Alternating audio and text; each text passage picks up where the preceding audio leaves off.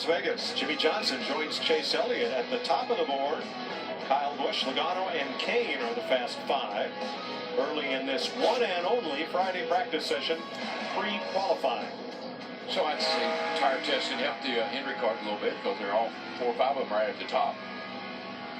Now this has been a trend with Kevin Harvick and this Ford team where they really wait before they go out on track. They wait till some rubber gets laid down on the track. They just want the truest conditions. You can already hear just through 3 and 4 how much those skirts in the bottom of this car is bottoming out. I'm really curious to hear what happens in turn 1. There's some big violent bumps as we turn off into turn 1.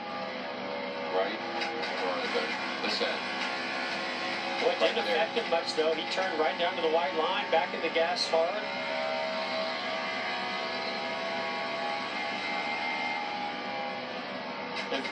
Now, that's something that Kevin does, I think, as well or better than anybody in the field. Did you hear how he rolled out of the throttle? He doesn't snap out of the throttle. It doesn't upset the car. He just barely rolls out of it, maybe rolls into the brake a little bit, really keeps the car set. I think Jimmy Johnson's another one that does so well there. You can see his head really bouncing around through those bumps. He's like, that's good. I think I'll come in. And the skirts dragging the first time you go out like that, Mike, that's intentional. I mean, they're going to be too low right now. You know that. And you're going to drag them a little bit until you find a clearance there. They'll trim them, and they'll get them right where they're just skimming along the top of the track. I really noticed. I think he's coming in because the car is bottoming out too much. If you look at the left side skirt, it has really flared out from bottoming out. They want it to flare a little bit, but I don't know if they want it to flare out quite that much. Well, last week will be a race that Kevin Harvick will likely never forget because, quite frankly, they gave one away. On the last pit stop, he got caught for speeding, as many drivers did last week, but he did so after dominating the entire race to that point, restarted, I think, 14th, rebounded to 9th at the finish in a race that he should have won. He's led 65% of the laps so far this year. No wins. I think he's led 65% of the laps in Atlanta for about the last 10 years. Yeah, at least. No wins.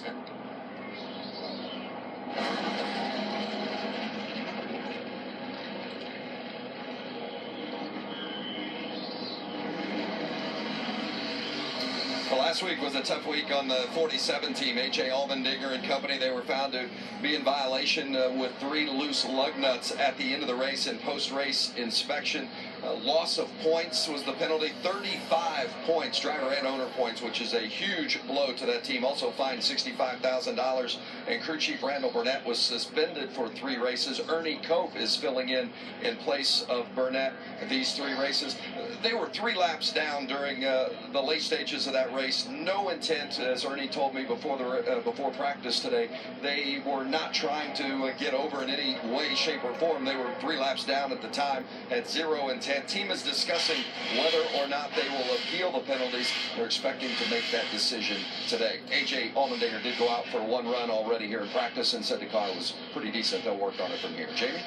And rookie Daniel Suarez in a Cup car here for the first time. He finished second in the Xfinity Series last year, but you see them working on clearance on the right rear. They were pulling the skirt a little bit, just trying to get those travels right. 8 laps in the books. The car seems to be okay. You see that rookie yellow stripe back here. And although he wasn't in the original test in January with a group of the guys, he did do a wheel force test here the week before the Daytona 500, Jeff. We hear a lot about the wheel force test. What exactly is it, Jeff, and what do the teams gain from it? Yeah, that's a great question, Jamie. So the wheel force car, they have these this component that goes on each wheel, and it basically tests the load on each wheel, and it just is a way to get much more accurate data back to the teams, back to Goodyear, and each manufacturer has a car. I wish we had a picture of what it is. An amazing piece of equipment, and it's pretty big and heavy the way it mounts to that wheel, very sensitive, and it hangs out off the side of that wheel. So usually those cars don't run at the speed that some of the other cars do, but really valuable data that it gathers. Denny Hamlin now fastest 3 Joe Gibbs cars in the Fast 5, along with 2 Hendrick Chevrolets.